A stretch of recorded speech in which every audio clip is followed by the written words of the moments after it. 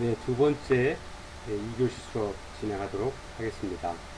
앞 시간에 저희가 이제 변수 공부를 했고요. 개념과 변수에 대해서 공부를 했고요. 또 개념 중에서는, 개념에 대해서 설명을 드리고, 변수에서는 속성에 따른 분류, 그 다음에 속성에 의해서도 연속 변수, 비연속 변수가 있다. 그 다음에 연속 변수에는 등간 변수, 비율 변수.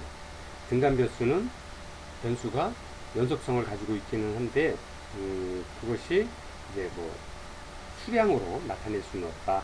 비율 변수는 수량화하거나 계량으로 해서 수치로 나타낼 수 있다.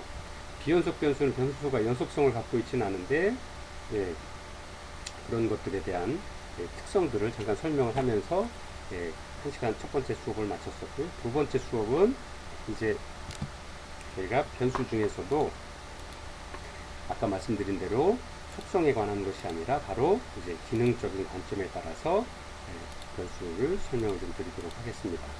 자, 기능적 관점에 따른 분류에는 독립변수, 종속변수, 매개변수 이렇게 세 가지로 그 다음에 네 번째 통제변수라고 하는 네 가지 관점으로 분류를 하고 있습니다.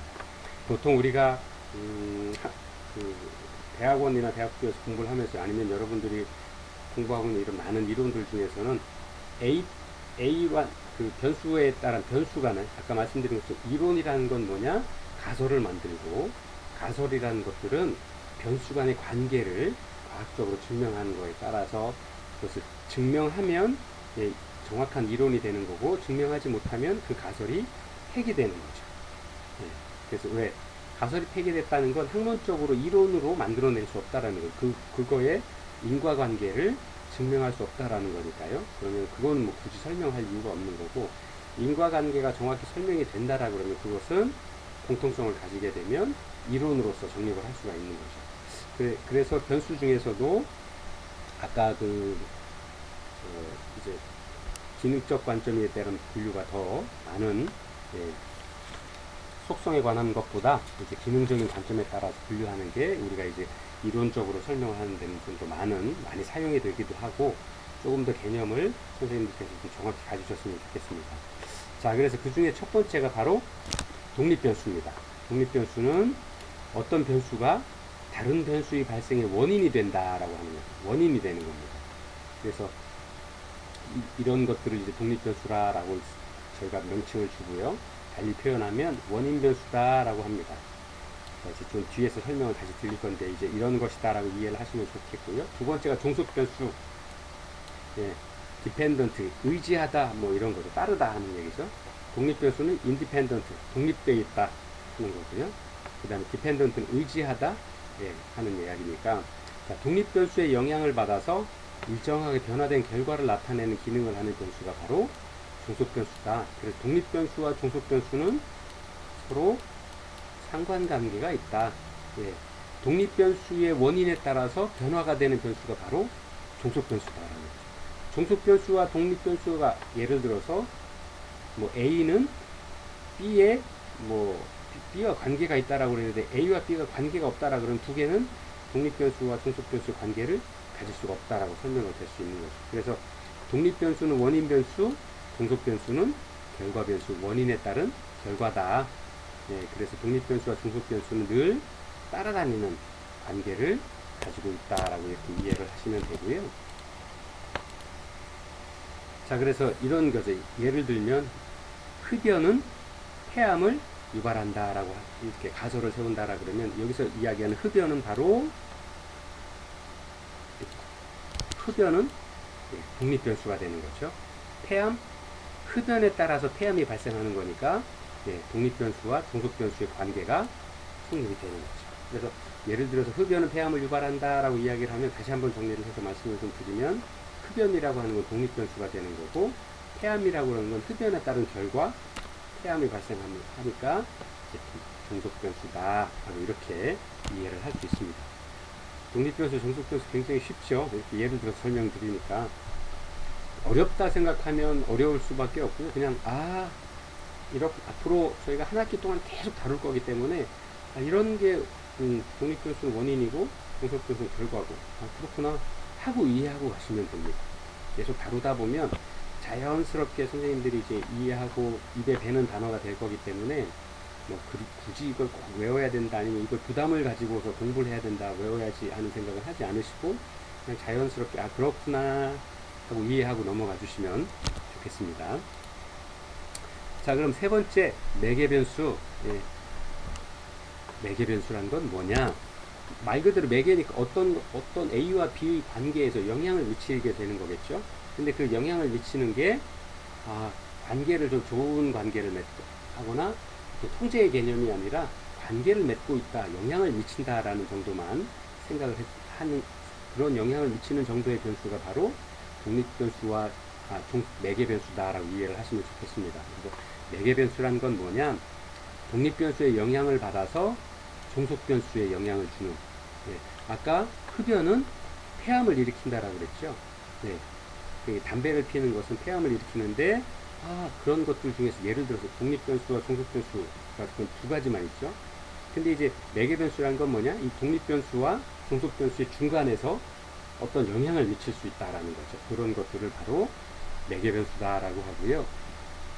즉 독립변수와 종속변수 사이에서 영향을 미치는 매개자의 역할을 하는 것인데 예를 들면 이런 겁니다. 여기 이제 독립변수 부모의 이혼으로 아이들이 청소년들이 자녀들이 비행 청소년이 되었다라고 하는 어떤 가정을 세운다라 그러면 거기에서 매개변수 자아정체감이 어떤 영향을 미치는지 자아정체감이 높은 아이들은 어린 시절 부모의 사랑을 받아 자아정체감이 높은 아이들은 비행 청소년이 되는 확률이 많이 줄어들 수 있겠죠.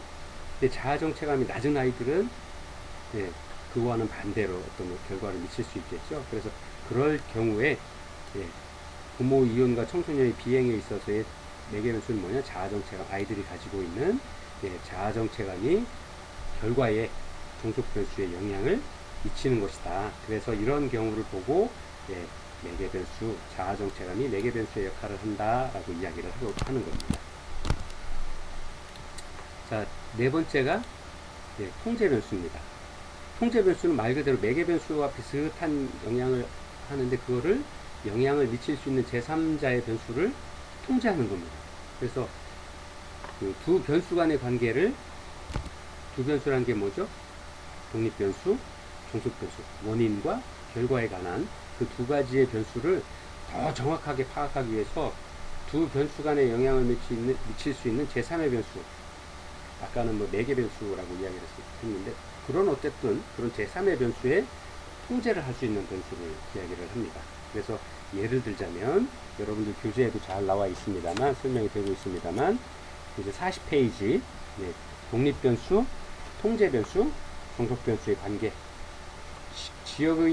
지역에 따른 경기 불황과 매출 감소의 관계에서 보면 경기 불황에 따른 독립변수에 따라서 매출이 줄어들었다라는 거죠. 경기가 나빠지니까 소상공이나 어떤 그 경제 활동에서의 매출이 줄어들었을 거고 그게 지역에 따라서 예를 들어서 서울 경기는 사람도 많고 경기의 영향이 그래도 좀 농촌 지역이나 중소도시보다는 영향이 좀 적겠죠. 그런 지역에 따른 어떤 결과값이 달라지는 것, 통제가 가능한 것, 통제하게 되는 것, 이런 것들이 바로 통제변수다라고 이야기를 하는 겁니다. 그래서 경기 불황과 매출 감소에 따른 지역의 변화 차이, 이럴 때 이 지역을 통제변수다라고 우리는 이야기를 하고 있습니다. 자, 세 번째가 이제 정의에 관한 겁니다. 저희가 이제 아까 첫 시간에 서두에 말씀드렸던 것처럼 과학적 조사 방법에서의 우리가 알고 있는 기본 개념들, 뭐 변수, 그다음에 개념에 대해서 설명을 드렸었고, 개념은 공통적인 어떤 특성들, 그 부류의 구성 객체들의 공통점을 이제 개념이라 표현을 한다라고 했죠. 그 다음에 변수는 그 개념들이 가지고 있는 개념을 구성하고 있는 많은 변수들의 특성들, 변화될 수 있는, 변화가 가능한, 변화되어지는 어떤 이런 그 특성들을 이야기를 한다라고 이야기를 했고요. 자, 이제 그것들을 이론으로 만들기 위해서는 정의를 내려야 되는 거죠. 가설을 만들기 위해서 A는 뭐가 될 것이다 라고. 그래서 그게 확정이 되면, 증명이 되면, 과학적 방법으로, 경험적 방법으로 증명이 되면 이론이 되는 거라고 말씀을 드렸잖아요. 그래서 그 정의의 과정인데, 그 정의의 과정이 바로 개념적 정의를 할 거냐, 조작적 정의를 할 거냐, 이렇게 두 가지로 구별을 합니다. 그래서 한번 그 정의에 대해서 한번 공부를 해볼 거고요. 여러분들 교재 40페이지 개념적 정의 한번 보도록 하겠습니다. 그래서 사회과학에서 사용되는 개념이나 변수는 분명하고 또 일관성 있는 의미로 사용이 되어야 합니다. 이를 위해서 개념을 명확하게 정의하는 과정이 필요하고요. 이 과정이 개념적 정의와 조작적 정의로 이야기를 할 수 있습니다. 그래서 개념적 정의는, 자, 개념적 정의라는 건 뭐냐? 연구 대상인 사람, 사물의 속성, 사회적 현상 등의 변수를 개념적으로 정의를 하는 겁니다. 그래서 개념화라는 게 뭐냐? 개념적 정의를 내리는 과정을 이제 개념화라 그러고, 개념적 정의의 목적은 현재 연구의 관심과 초점에 맞는 측면의 개념을 정의해 놓는 것, 규정해 놓는 것이라고 할 수 있습니다. 그래서 개념적 정의는 조작적 정의를 위한 전 단계로서, 개념적 정의는 사전적, 추상적, 또 일반적, 주관적일 수 있으므로 그 자체로는 측정이 어렵습니다. 말 그대로 개념에 있는 겁니다. 아까도 개념에 관한 설명을 위해서 변수들이 필요하다라고 그랬죠. 구체적으로 설명하기 위해서. 그래서 조작적 정의로 그 이론을 만들기 위한 과학적 검증을 하기 전에 개념적인 정의를 내려놓는 거죠. 그래서 그 개념적 정의를 증명하기 위해서 조작적 정의를 내리고, 조작적 정의를 변수 간의 관계를 통해서 설명하는 것, 그걸 변수 간의 관계를 통해서 과학적으로 검증하고 증명하는 것, 그게 이제 이론, 그게 성공이 되면, 증명이 되면 합리적인 이론이 될 수 있는 거죠.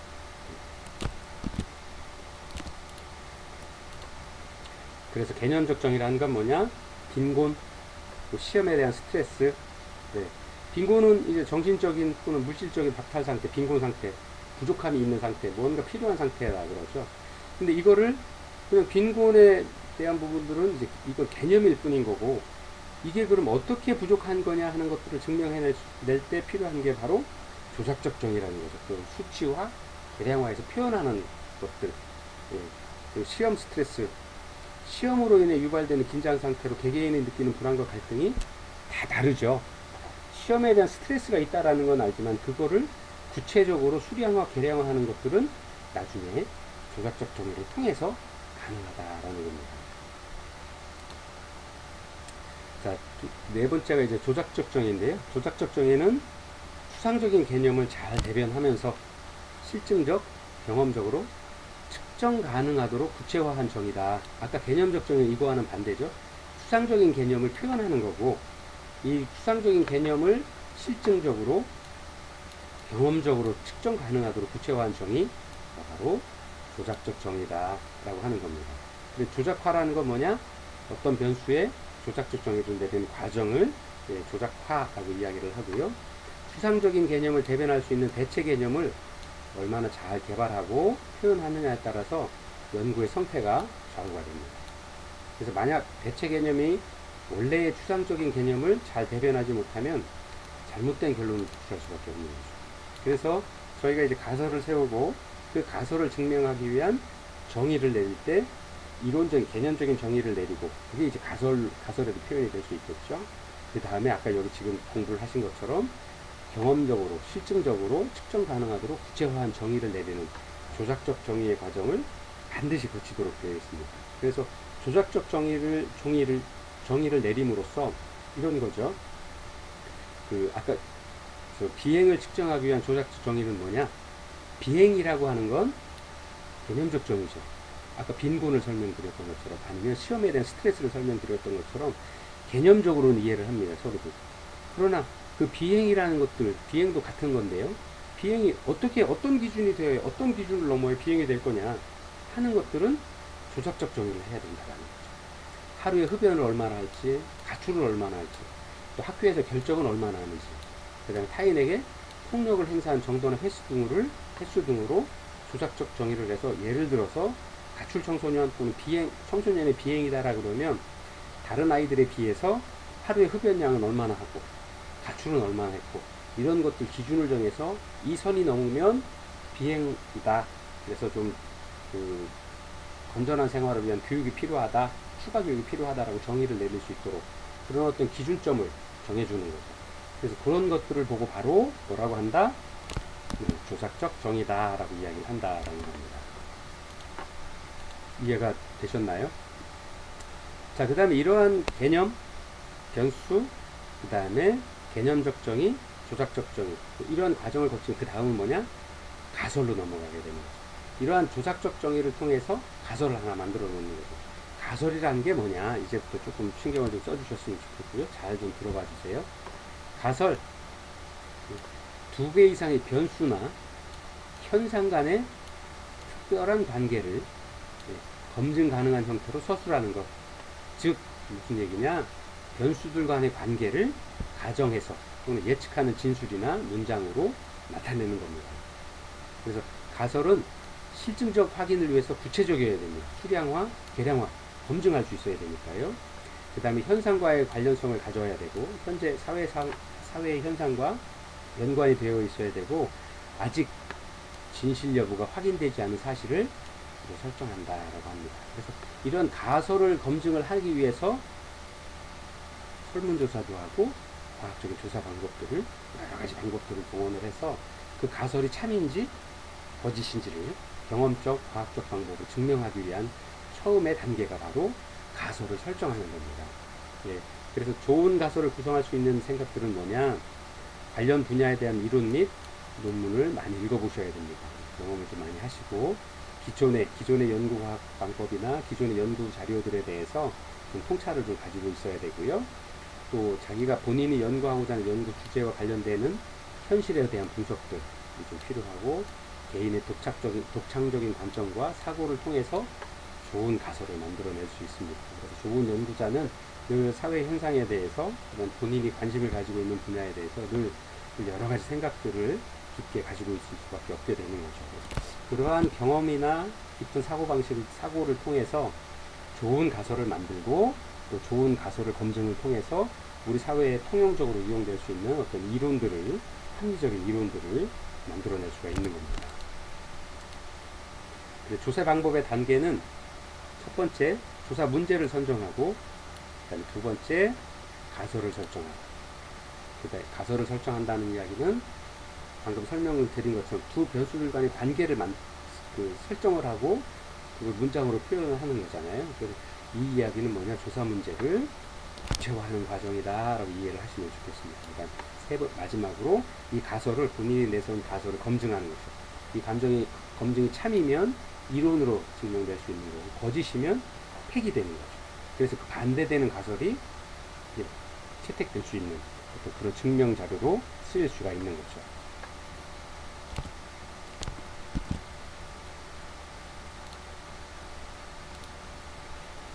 자, 좋은 가설은 어떻게 만들어져야 되냐? 여러분들 교재 한번 같이 보도록 하겠습니다. 이제 42페이지에서부터 시작이 되는데요. 자, 첫째, 그 가설에 대한 가설의 구성은 첫 번째 연구 주제와 관련된 이론, 연구 논문을 많이 읽는 과정을 통해서 이루어지는 경우가 많고요. 또는 다른 사람의 논문을 읽는 과정에서 그 논문과 비슷한 관점에서 또는 다른 관점에서 연구 주제를 분석을 해볼 필요가 있습니다.